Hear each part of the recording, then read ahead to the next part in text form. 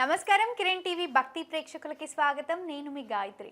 ప్రస్తుతం మనతో పాటు సుప్రసిద్ధ జ్యోతిష్య వాస్తు పండితులు బ్రహ్మశ్రీ డాక్టర్ నాయకంటి మల్లికార్జున శర్మ గారు, వారితో మాట్లాడదాం. నమస్కారం గురుగారు. నమస్కారం అమ్మా.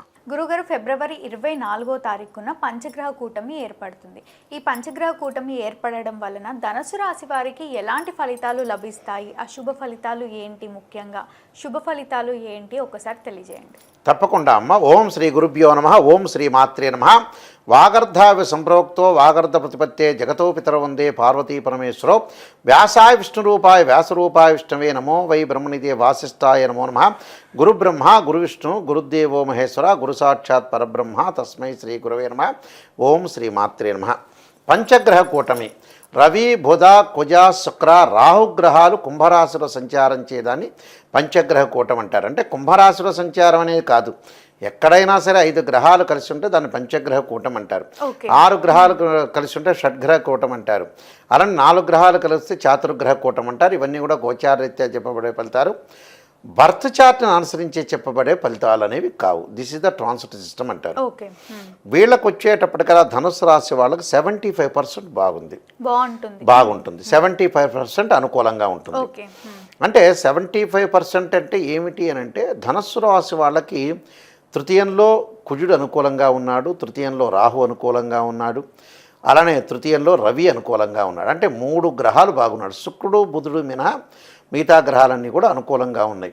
కాబట్టి ఈ మిగతా గ్రహాల యొక్క కలయిక వల్ల ఎలా ఉండబోతుంది అంటే, ఆకస్మికంగా కొంత ధనలాభం కలగటం, వివాహాది శుభ కార్యక్రమాల్లో పాల్గొనే అవకాశాలు బాగా ఎక్కువ ఉండటం ఒకటి.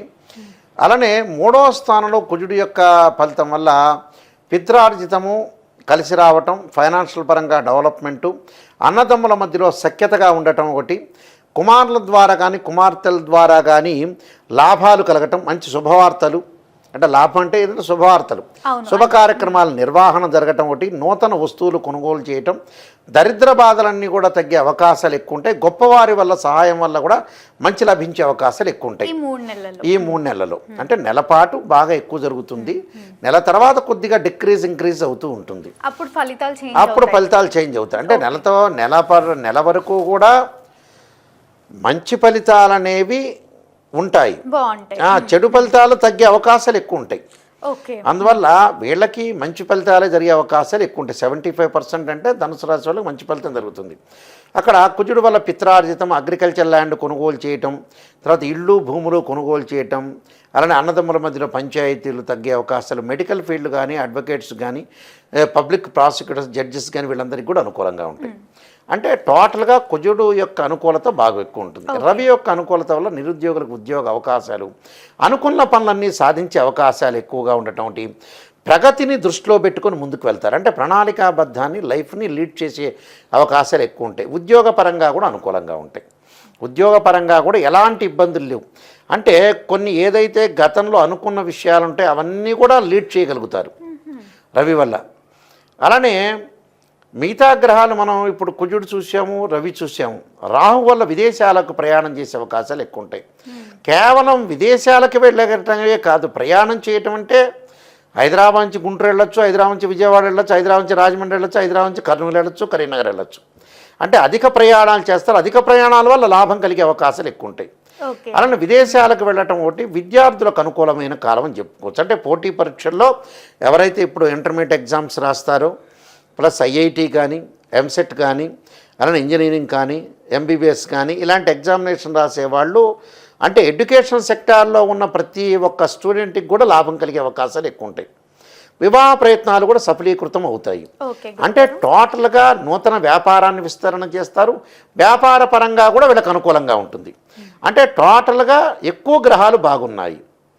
మరి ఏమిటి 75% మార్కులు పట్టడానికి కారణం ఏంటంటే, ముఖ్యంగా వీళ్ళకి తృతీయంలో బుధుడు బాగలేకపోవటం వల్ల వ్యాపార విస్తరణ చేస్తారు, కానీ ఆలస్యం జరిగే అవకాశాలు ఎక్కువ ఉంటాయి. ఆలస్యం జరుగుతూ ఉంటుంది.